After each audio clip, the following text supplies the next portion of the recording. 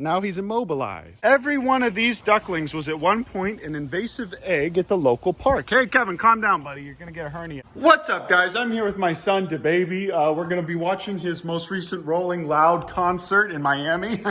Can't wait.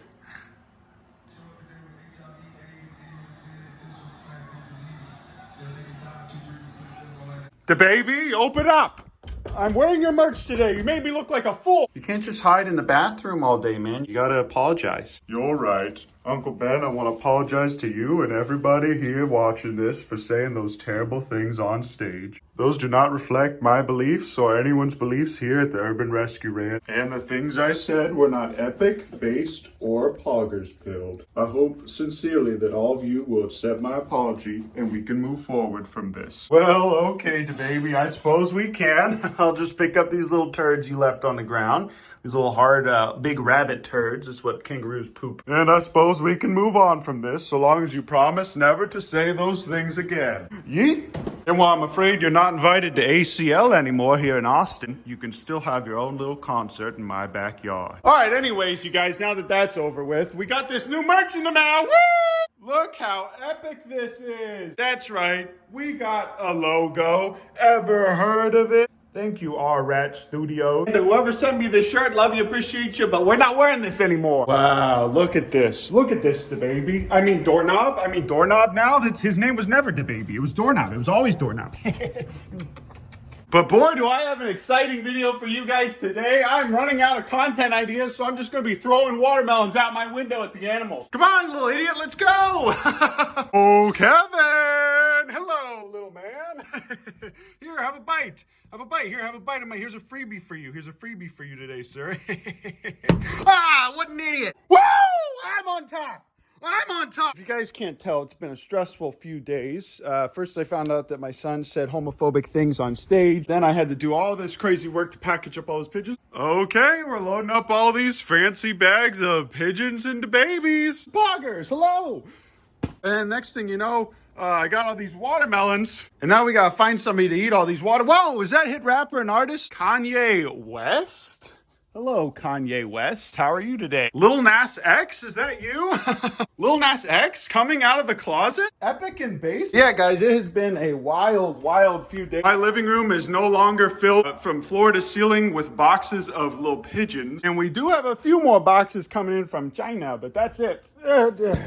There we go, that's it. This is a fun video. This is a good video, right, guys? This is good content. What do you mean I'm running out of ideas? I'm not running out of ideas. There's a little something for you, sir, because you've been working so hard. Here you go. The tortoises are doing really well. This enclosure is doing really well for them. They are very, very happy in here, and they've been eating like crazy. I've been letting Dababy in this yard so that he can chew all the grass. There's a lot of grass in here, as you can see. And for the last day and a half, he's been doing that, and it's been working really well. Come on, son. Let's go to the back. Kevin is still evil and has a demon, but this little water here is starting to get kind of nasty, so I'm gonna have to spray this out today. Poggers is obviously supposed to be in this yard, but he found out how to climb up on top of this barrel and somehow jumps over this. So I'm gonna have to create some kind of thing to put up even higher so that Poggers can't just jump over it. These are our little chickens. They like to hang out back here and eat all the little bugs. But Dababy has just been loving this. And as you can see, he's been eating a lot of the grass back here and he's been doing a really good job. Kevin, hello, here. Sir, let me just unlock this for you. All right, come on in. Oh, who's my big boy? Come here to daddy. Oh, he's chasing Poggers. I got the zoomed out camera working on this phone, so now you can see my fights with Kevin a little bit better. Prior to this, it was cut up. Oh, who's my big boy?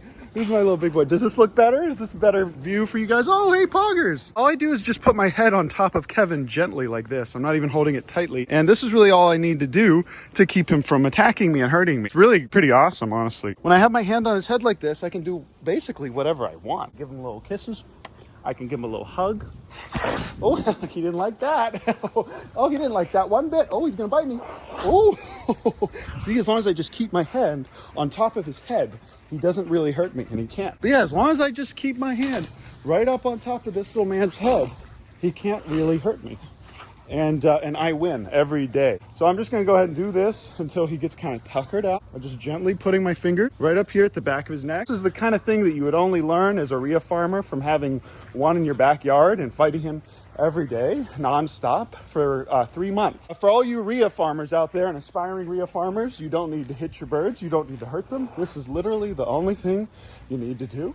You just put your hand gently on the top of their head, at least until you can distract them and move them to a different enclosure. What I'm gonna do now is just kind of gently push them over there. Come in here. Oh, sorry, sir. Not today. And I'm going to go ahead and close this gate and lock it. And then he's going to be in here while I tend all these animals. No need to thank me, fellas. Uncle Ben's just paving the way for a lot of successful, aspiring ratite farmers in the future. What do you guys think of this lovely food? It's nice to have a treat every now and then, isn't it, guys? Sure is nice to have a little treat every now and then. Kevin, how's it going, buddy? Or would you like to try a bite of this nice wadum? But yeah, there's a lot of little daily chores that you have to do here as well. Like, go ahead and I gotta dump this little guy out here. But yeah, I just have to dump that out and then fill it up with here. Excuse me, sir. Excuse me. Gonna go ahead and turn this on. Oh, put my hand on top of your head again, and now you can't do anything. Now he's immobilized. He literally can't do anything. And redirect. Oh, bit me in the hand there. That's gonna be a bleeder. All you have to do is just kind of walk him over here into this yard with Karen. Yeah, just kind of straddle them like this, get them into this yard, whoop, and then we're gonna lock it. That one's definitely gonna be a bleeder though.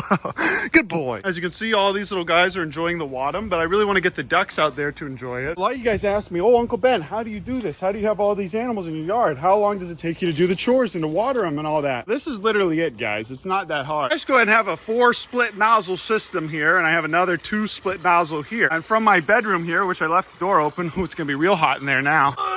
I can't dump the old crappy water out, but that's an easy fix. Oh, this arm's seen better days. As you can see, the water in the Karen and Kevin area is now full, so I can just go ahead and flip that. I also want to fill up the Vinny water, so going ahead and flip that. And as you can see, I like to come in here every now and then, give Vinny a little pet on the head. As you can see, Vinny's been munching on a little bit of poo with her food, and it's really important for rabbits to have a little bit of that nice dung in their food, mainly because their adorable little digestive systems don't get all the nutrients in the first go around. Little Vinny's intestines aren't that good at getting all the nutrition in the first go. That's also why rabbit dung is the best pound for pound on the market fertilizer that you can use, and it doesn't even need to be composted. Well, looks like the ducklings came out to play. Isn't it amazing how quickly these little tiny ducklings, these little eggs that I took from the park, turned into a giant flock of ducks? Every one of these ducklings was at one point an invasive egg at the local park. Hey, Kevin, calm down, buddy. You're gonna get a hernia. And as long as I'm out here, we don't have to worry about these buzzards and hawks attacking our baby. Sometimes I like to let the water fill up a little too much so these little guys have a little puddle to play around in. Also, this is our little baby Timbit. I'm gonna show you guys how old Uncle Ben catches his babies so you can look at him.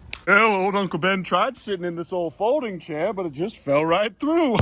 Suppose I need to go on a diet after all. But yeah, as you can see, this is a little call duck. We got this little egg and I put it in the incubator from Chrissy and Munchkin from Dunkin' Ducks. You can look at them on Instagram and TikTok, and I think they have a YouTube as well. And she raises little call ducks. And I believe that this is a mix between a little Munchkin and another one of their little babies. All of these ducks were just little eggs that I found at the park. And I went ahead and put them in the incubator, and then after about 30 days, they became a giant flock of ducks. Now these little ducklings are gonna go to amazing homes. We're gonna find homes for them very, very soon. A lot of people are already asking me. We have enough people to take them right now. But this little Timbit, she's my favorite, and she's not going anywhere. I believe it's a she, and this is just about as big as she's ever gonna get. And my favorite thing about ducks, you guys, is that even if they're not super tame, all you really need to do is just cuddle with them and kiss them and then hand feed them a lot. And after a while, they'll start to like you. So whenever all these guys are gone, I'm gonna spend a lot more time with little Timbit here. Until then, though, she can go along and play with the rest of these little babies. All right, I suppose that's enough flooding the yard for now. Come on, children, have a bite. On a real note, I really am glad and privileged that I got to show you guys how amazing this can be to just take a bunch of duck eggs legally, put them in an incubator, and turn them into a giant group of ducks like this. And as long as you have the space and the means, you can take care of them, and it's a really wonderful, wonderful thing to experience. Ducks really really, really are a joy to take care of, and they're an amazing little thing to have on your homestead. They're really fun to watch, and as long as you have a little pond or you can do this kind of stuff regularly, they are amazing and very, very happy with what they have. And if you're new to the channel, this is Morgan. Morgan's a goose, not a duck. A lot of people call him a duck. And Morgan was also an egg that was given to me as a gift from another YouTuber named Morgan Gold from Gold Shaw Farm. He makes amazing content and teaches you guys all about homesteading and farming ducks a lot better than I can. But Morgan is one of his babies, and I'm very, very thankful that we got one of his little babies to have here on the farm as well. Yeah, I wanted to tell you guys about our plans for rescue. Pretty soon we're going to be getting all of these guys to the place in Waco. We're going to actually be expanding the place in Waco a little bit as well. After we put up the fencing, we're going to put in a pond for a lot of waterfowl, because we are going to be getting a lot of neglected and abandoned waterfowl